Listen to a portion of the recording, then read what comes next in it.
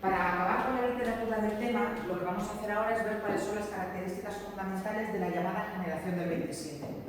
En el caso de la generación del 27, tenemos incluso una foto del momento en el que el grupo toma el nombre. Sin ellos ser conscientes, la mayoría de los integrantes de la generación del 27 se reúnen para celebrar el tercer centenario de la muerte de Góngora. Góngora es un escritor del barroco, no sé si lo recordáis, del siglo XVII, que era un escritor que le daba muchísima importancia a la metáfora y que pensaba que el lenguaje tenía que ser un lenguaje brillante, un lenguaje recargado, un lenguaje poético, y que era más importante la forma de decir las cosas que lo que se decía. Pero lo hacía de una forma muy exagerada en el uso de los recursos estilísticos. Góngora fue un escritor tan difícil que durante el siglo XVIII y durante el siglo XIX estuvo orillado, no olvidado, pero casi. Los autores de la generación del 27 lo quieren reivindicar, sin ser todavía conscientes de que están formando una generación literaria. En el Ateneo de Sevilla se reúnen, aquí por ejemplo veis, este es Rafael Alberti, este es Federico García Lorca, por aquí está Vamos Alonso. Se reúnen la mayoría de lo que después serán los integrantes más importantes del grupo y, como se reúnen justamente en el año 1927, van a tomar el nombre, pero a posteriori, en ese momento no dicen nosotros somos la generación del 27, sino que son una serie de poetas y de profesores que van a un acto en el Ateneo de Sevilla.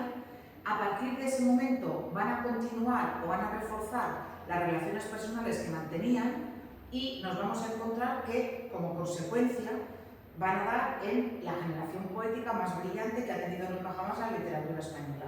Si os fijáis en esta foto, en la que vais a ver a la mayoría de los integrantes de la generación, que serían Pedro Salinas, Jorge Guillén, Gerardo Diego, Vamos Alonso, Federico García Lorca, Vicente Aleixandre, Rafael Alberti y Luis Cernuda, esto sería el grueso de la generación. Como casi siempre en la historia, las mujeres no están en la foto, pero había mujeres. Y de hecho, hubo un grupo de mujeres, no solamente escritoras, sino también filósofas, pensadoras, escultoras, pintoras, que estaban alrededor de los hombres que veis aquí en la foto, alrededor, me refiero junto a ellos, no me refiero ni eran novias, ni eran mujeres de, ni nada, eran mujeres creadoras, mujeres artistas, que últimamente están siendo muy reivindicadas y a las que se conoce con el nombre de las sin sombrero. ¿Por qué se las conoce con el nombre de las sin sombrero? Porque un día, a principios de los años 30, se les ocurrió salir por Madrid con la cabeza descubierta.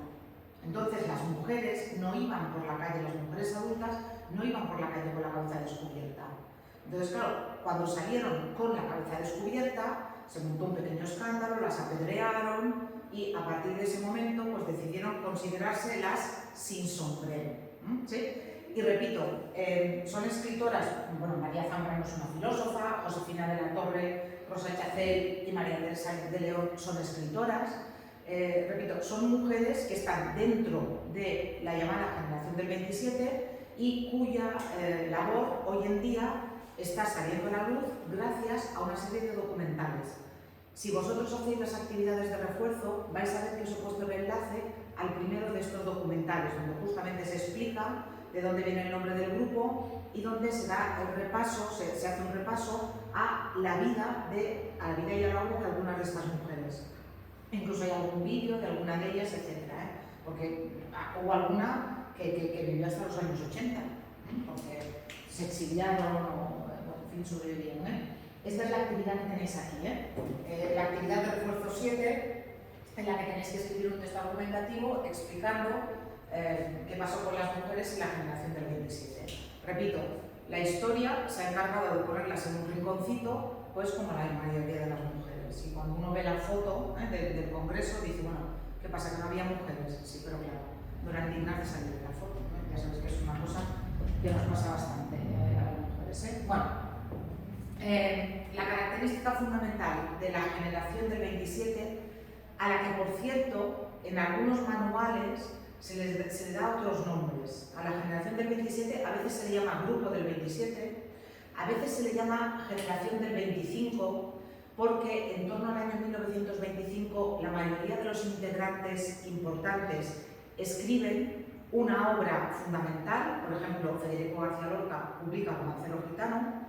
A veces también se les llama generación de la amistad, porque las relaciones que había entre ellos, justamente de amistad, fueron muy cercanas y muy palpables. Eran mucho más amigos, por ejemplo, que los del 98, se ayudaban, colaboraban entre ellos, incluso económicamente, con muchas cosas, con muchos detalles pequeños que, en fin, que manifiestan que realmente se tenían aprecio. Y a veces también se les llama generación de los poetas profesores. ¿Por qué? Pues porque todos ellos eran poetas y la mayoría de ellos se dedicó a la docencia. La mayoría de ellos eran profesores. A pesar de todas estas denominaciones, la que ha hecho fortuna, la denominación que ha triunfado, es la que os he dicho, que es la de Generación del 27, que toma el nombre de ese congreso del que tenéis la foto, en el que la mayoría de los integrantes más importantes del grupo se reúnen en Sevilla. Como característica fundamental del grupo, nos encontramos con que son autores que unen en su creación poética, es decir, en los libros de poesía que escriben, la poesía o la literatura tradicional española, pero también la más moderna.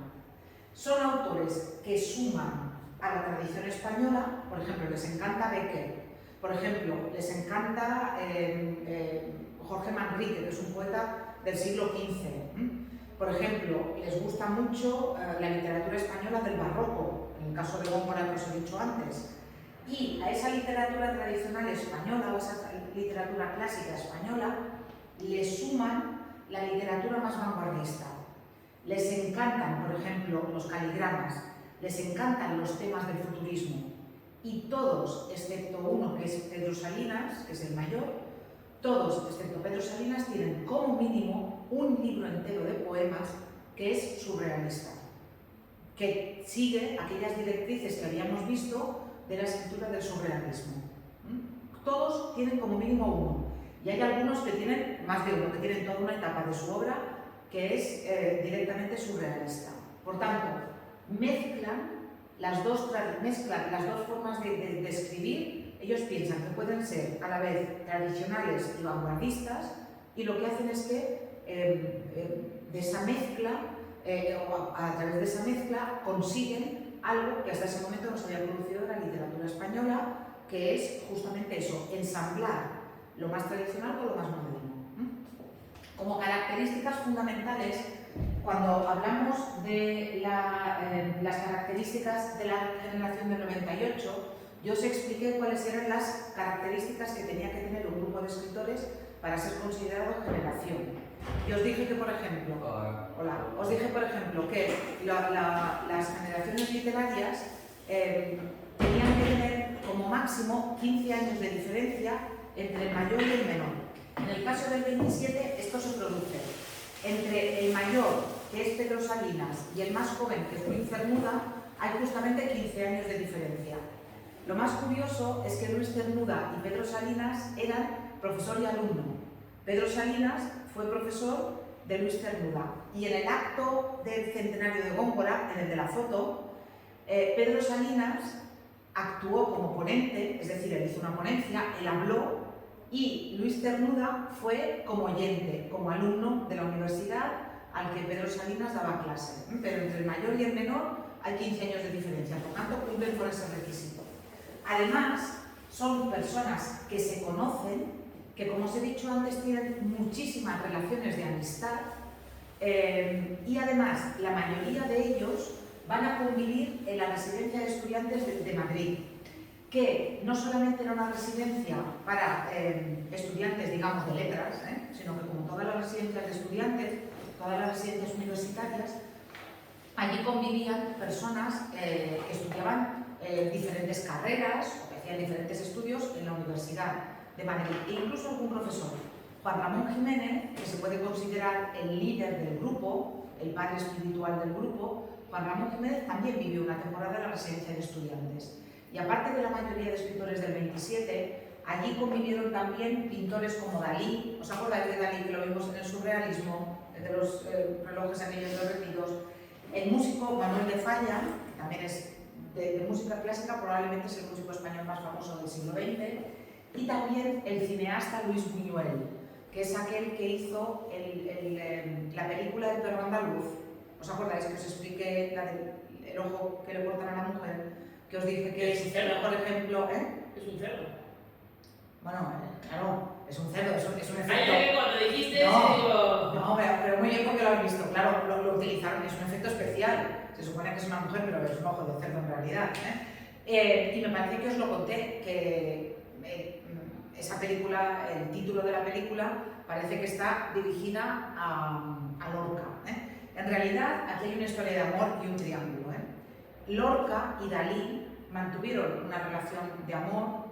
Lorca era homosexual, Dalí tenía una sexualidad muy especial, Dalí fue un hombre muy atormentado, parece que cuando era niño lo violaron a Dalí, un familiar, y entonces él siempre tuvo, siempre tuvo miedo al sexo, a la parte física de las relaciones sentimentales.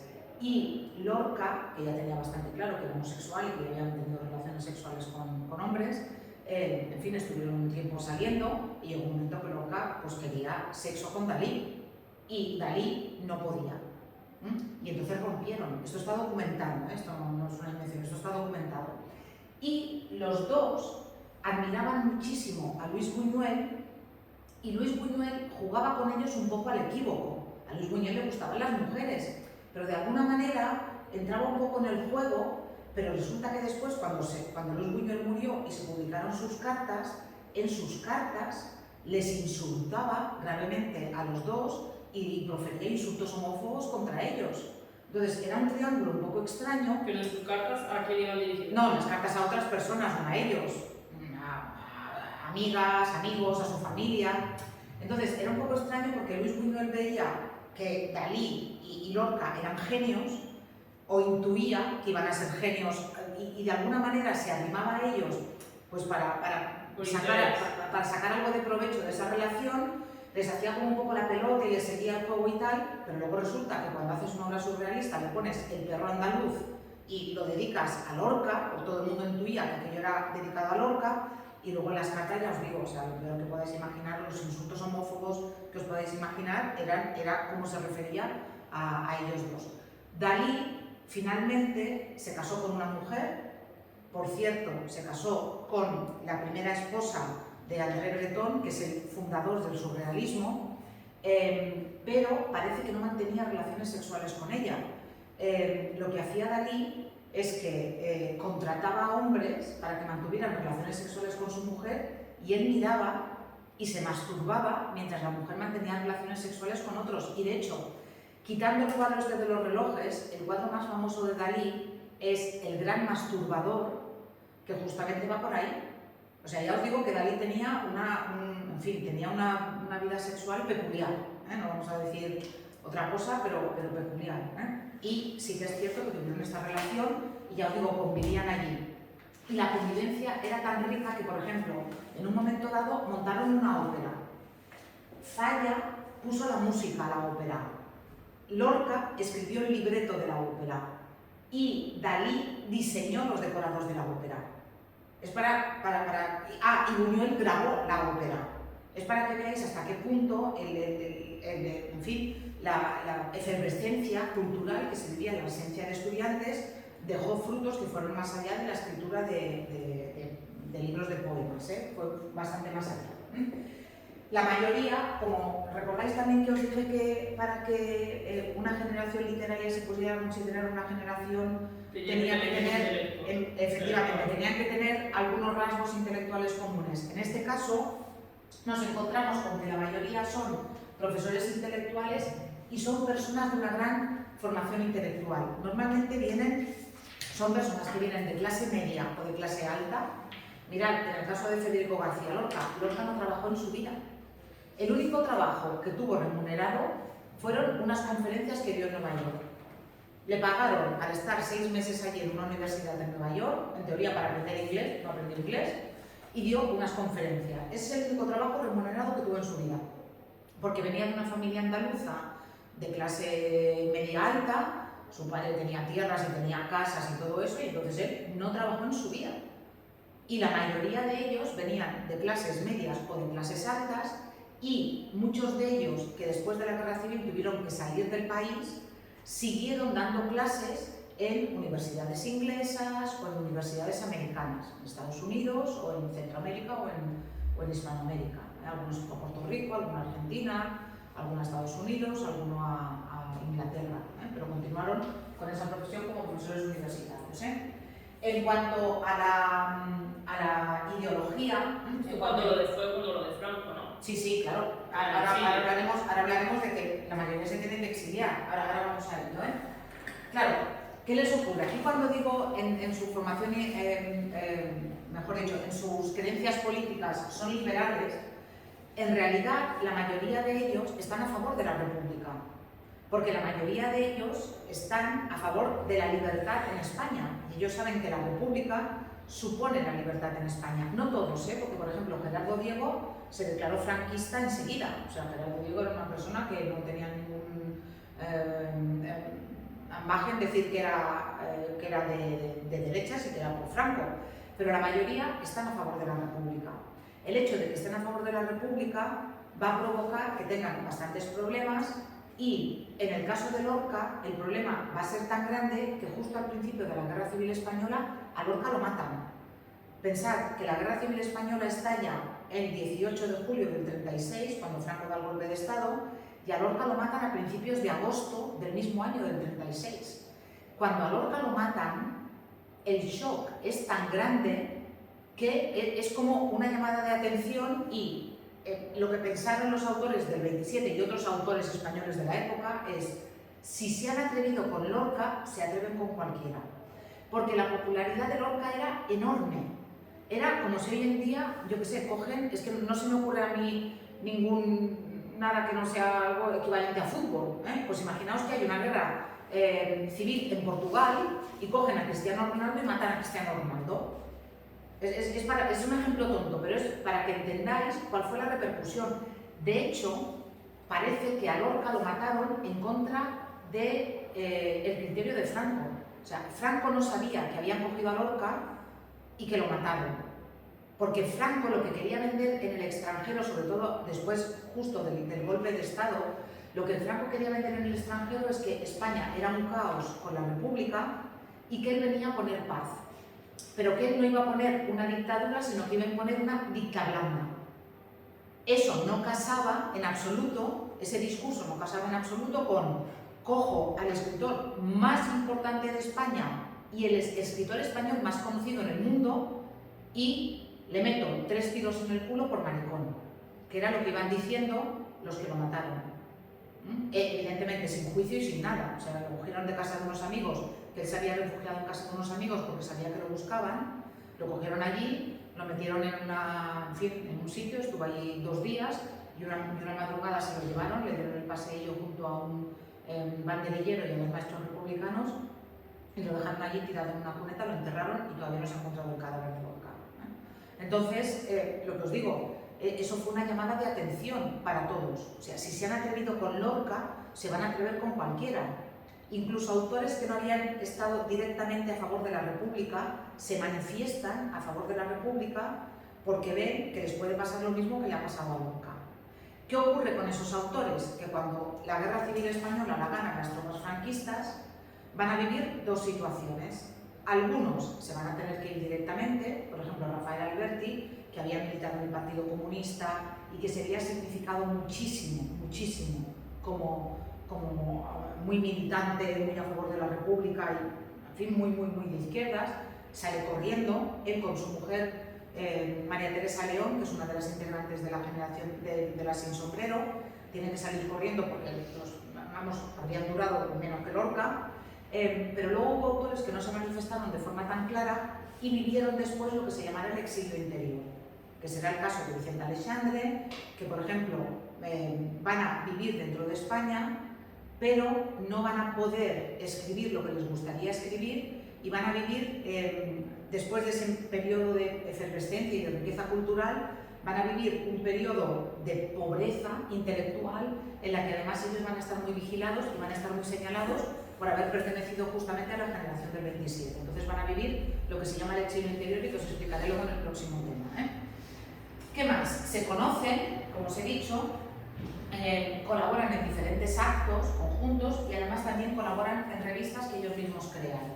Ellos hacen revistas literarias, una de las más famosas es Caballo Verde para la Literatura, que es de un poeta de Neruda y Amelia también con Rafael Alberti, y escriben, crean esas revistas y escriben en esas revistas, invitan a sus amigos, a los otros integrantes del grupo, también a escribir en ellas. Aquí a mí me gustaría que vierais este vídeo en el que se explica muy bien el origen del grupo y también se explican las etapas por las que pasa el grupo, que son básicamente tres. Una primera etapa en la que ellos tienen mucho interés por la literatura pura, por la poesía pura, por poesía que sea jugar por la literatura. Una segunda etapa en la que van a tener muchas preocupaciones cuando vean la situación española y esas preocupaciones las van a volcar en forma de poemas surrealistas, en la mayoría de casos, y después una tercera etapa que ya es de disgregación del grupo después de la Guerra Civil Española, ya de separación. Eso lo tenéis en el vídeo explicado, me gustaría que lo vierais. Venga, como autores de la generación del 27, a pesar de que yo os he hablado de muchos, del único que os cito aquí, porque es seguramente el más importante, o el único que desarrollo brevemente, es a Federico García Lorca.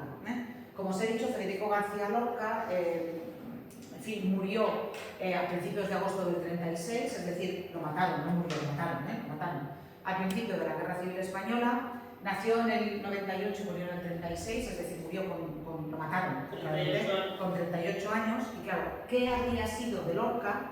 ¿Qué habría dejado Lorca escrito si en lugar de morir con 38 años hubiera muerto con 60, con 70 o con 80, como murió algún integrante del grupo? Por cierto, no os lo he dicho, a Vicente Aleixandre en el año 1977 le dan el Premio Nobel de Literatura.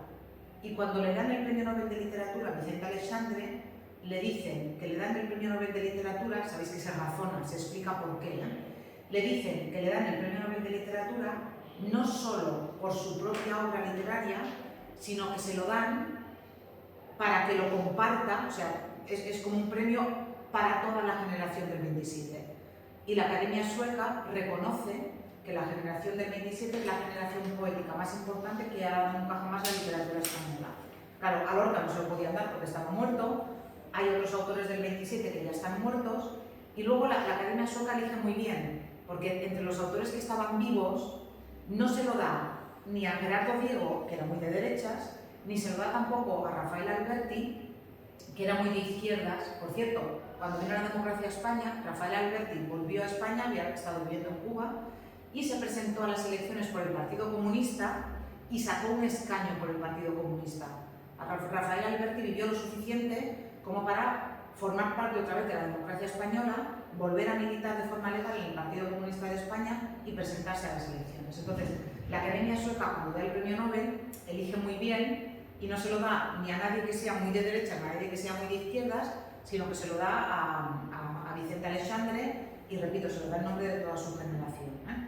En el caso de Lorca, es seguramente el más emblemático de todos los poetas españoles del siglo XX seguro, y Lorca cultivó dos géneros literarios. Lorca fue poeta y también Lorca fue escritor de obras de teatro. En el caso de su poesía, tiene una primera parte que es más andalucista, la del romancero gitano. A lo mejor os suena un poema que empieza verde que te quiero verde, verde mirto, verde rama, seguramente os suena, ¿verdad? Vale, pues esa sería de su primera etapa, en la que siente gran afición por temas que tienen que ver con Andalucía, pues, los toreros, aunque parezca mentira, los gitanos, porque Lorca está siempre con los que sufren, está siempre con las minorías. Y en el caso de los gitanos, él ve cómo los gitanos son maltratados por la cultura española y por la sociedad española. Entonces, el romancero gitano de alguna manera lo reivindica, pero luego tiene una segunda parte de su poesía en la que se va a mostrar mucho más vanguardista. Y eso va a venir provocado sobre todo por su estancia en Nueva York. En el año 1929, Federico García Lorca ha roto con un novio que tuvo, del que estaba muy enamorado, que era un escultor. El escultor lo deja y Federico García Lorca hace lo que hacen los ricos cuando rompen, se van de viaje. Eso los pobres pues no lo podemos hacer, pero los ricos se pueden permitir el lujo de cojo, hago la maleta y me voy a Nueva York. Claro, ¿qué ocurre en el año 1929 en Nueva York? El crack de la bolsa de Nueva York. Se hunde la bolsa de Nueva York, se hunde por completo la economía de Nueva York y lo que se encuentra Lorca cuando llega a Nueva York son colas inmensas de hambre, gente que se suicida tirándose de los rascacielos, esto seguramente lo habéis visto en alguna película, y eso le impacta tanto que, en fin, él va a curarse de amor, y resulta que viene enfermo de ver que esa sociedad americana que él tenía idealizada, en realidad, es una sociedad profundamente injusta. Si cuando estaba en España su foco iba dirigido a los gitanos, cuando él se va a Estados Unidos, su foco está dirigido a los negros. Él visita Harlem y se queda realmente impresionado de ver las condiciones en las que viven y cómo, a pesar de que ya no existe la esclavitud, los negros en Estados Unidos siguen siendo, trabajadores de muy baja cualificación y tienen muchos menos derechos que los trabajadores, que las personas blancas. Entonces, de allí nace el libro de poemas surrealistas de Federico García Lorca, que es Poeta en Nueva York. Si recordáis, el otro día os expliqué que cuando los autores surrealistas escriben, dicen que utilizan la escritura automática. ¿Os acordáis? Que se ponen delante del papel y que escriben lo primero que les viene a la cabeza. Bueno, cuando Lorca dijo que había escrito así Poeta en Nueva York, que había escrito Poeta en Nueva York en un arrebato, es decir, delante del papel, y que lo primero que le había salido era lo que había publicado. Mentira, cuando después se encontró el manuscrito, se vio que el manuscrito estaba lleno de correcciones, de tachaduras, a lo mejor sí que lo escribió en un arrebato, pero lo que él publicó fue después un texto muy reelaborado y muy meditado. A mí, por ejemplo, el Lorca más del romancero gitano, más folclórico, por decirlo así, no me gusta tanto. A mí me gusta mucho el Lorca de Poeta en Nueva York, el Lorca surrealista, me parece muy interesante. Aquí tenéis un poema que yo os invito a que escuchéis, no sé si sabéis quién es Loquillo, es un cantante para los de mi generación muy importante. Yo creo que son 2 o 3 discos en los que pone música a diferentes poemas de diferentes autores. Y tiene musicado este poema que es La aurora de Nueva York, justamente que pertenece a Poeta en Nueva York. Entonces, aurora es amanecer y habla del momento en el que sale el sol en Nueva York y la gente va a trabajar. ¿Y dónde van a trabajar? Van a trabajar a rascacielos, van a trabajar a columnas de cieno, son columnas de barro, los rascacielos están descritos así, la naturaleza está muerta, la gente es infeliz, y da una visión de Nueva York realmente negativa. Ya os digo, él iba a curarse y al final pues, viene un poco más tocado de lo que se fue. Leed el poema y escucharlo, sobre todo en la versión musical. Como autor teatral, ya os he dicho que Lorca escribió poesía y teatro, no escribió novela, no escribió cuentos, también dibujaba muy bien, tocaba muy bien el piano, era un artista que hoy en día diríamos multidisciplinar. Si alguna vez vas a Granada, se pueden visitar 2 casas de Lorca. Se puede visitar una casa que está en Granada capital y una casa que está en Fuente Vaqueros. De las casas que tenía la familia, se visitan hoy en día 2. Dentro de sus obras de teatro, tiene obras que son de la época juvenil, que son obras como de iniciación, de ensayo. Después tiene obras que son casi imposibles de representar porque son muy vanguardistas. Y lo mejor de su obra es lo que se conoce como la trilogía, porque son 3 obras: trágica, o a veces se le llama la trilogía rural. ¿Por qué? Pues porque habla de historias situadas en el campo, en pueblos muy pequeños. Las 3 están protagonizadas por mujeres. ¿Por qué? Os he dicho que Lorca está con los oprimidos. Minoría oprimida, los gitanos. Minoría oprimida en Estados Unidos, los negros. las mujeres. Y los homosexuales, pero eso Y los sí, homosexuales, pero en aquella época todavía no lo podía decir abiertamente.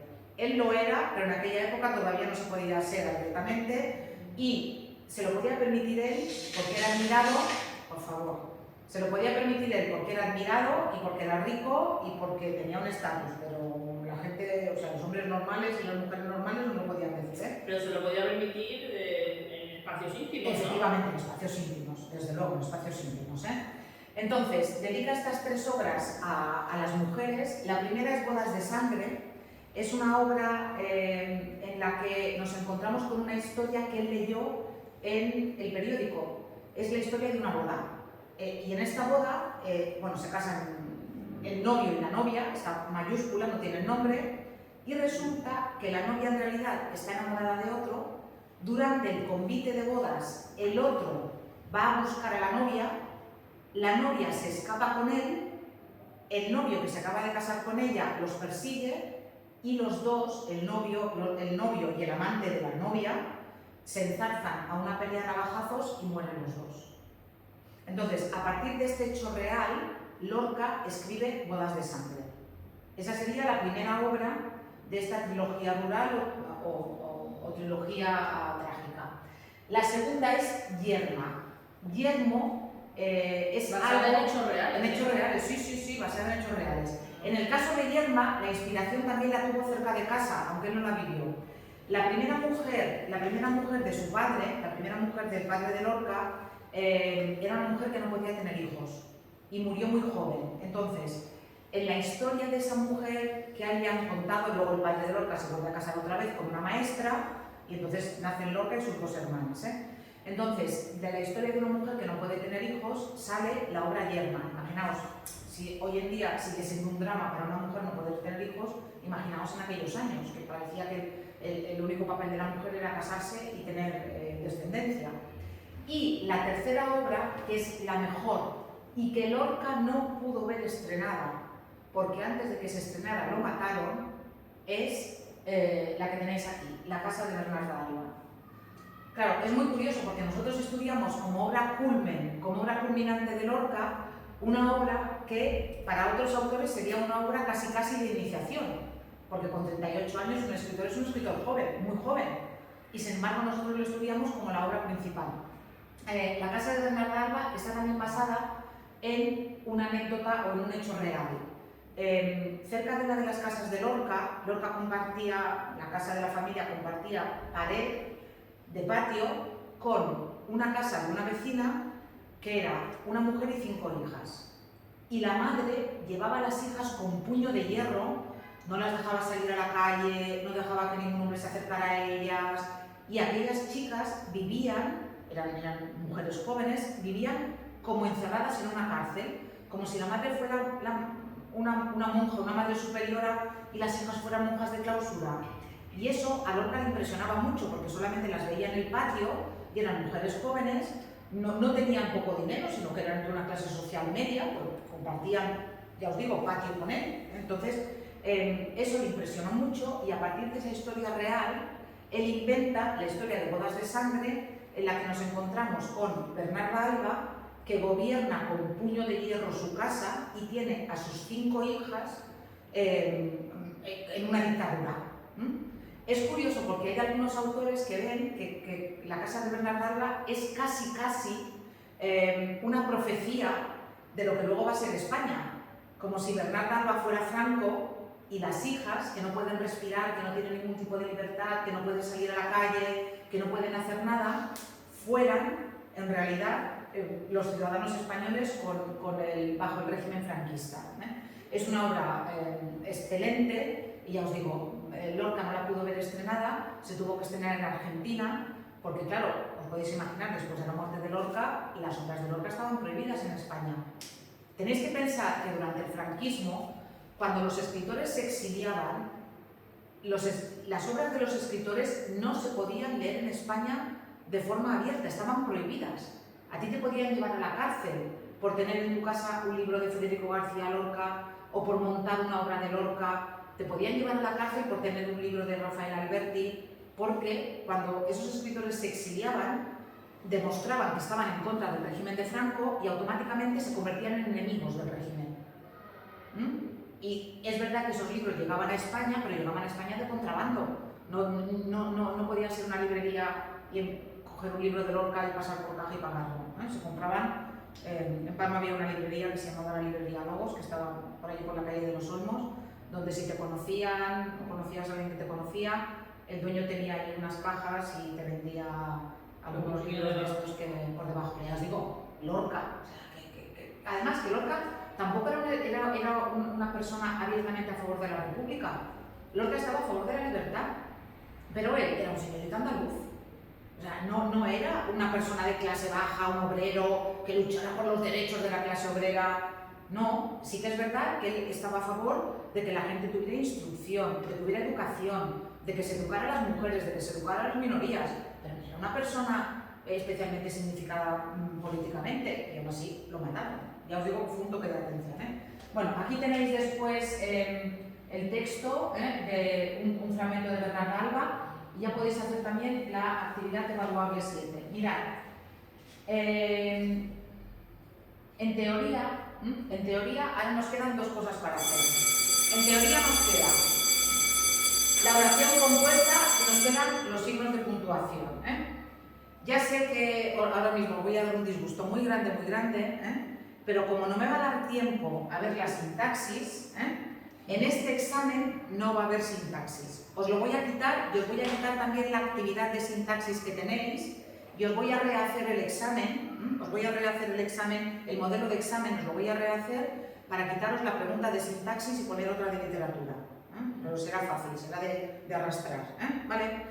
Entonces, lo siento, no me ha dado tiempo, en este examen no va a haber sintaxis. Lo que sí que va a haber en este examen son los signos de puntuación. Yo me voy a grabar con la teoría, por si ya la queréis ir mirando. Pero de todas maneras, el martes os explicaré el uso de la coma, el punto y el punto y coma. Pero si ya queréis mirar el vídeo antes, ya tendréis eso adelantado y podréis hacer los ejercicios. Porque pensad que cuanto antes los hagáis y antes los entreguéis, antes los podréis corregir y mejor os va a ir. Pero repito, el modelo de examen no lo hagáis todavía. Dejadme que hoy quite la pregunta quite la pregunta de sintaxis y añada otra de literatura en lugar de la de sintaxis. Sé que estáis muy disgustados, siento decepcionaros de esta manera. Vamos a ver. Lo siento, se os ve en la cara, Sí.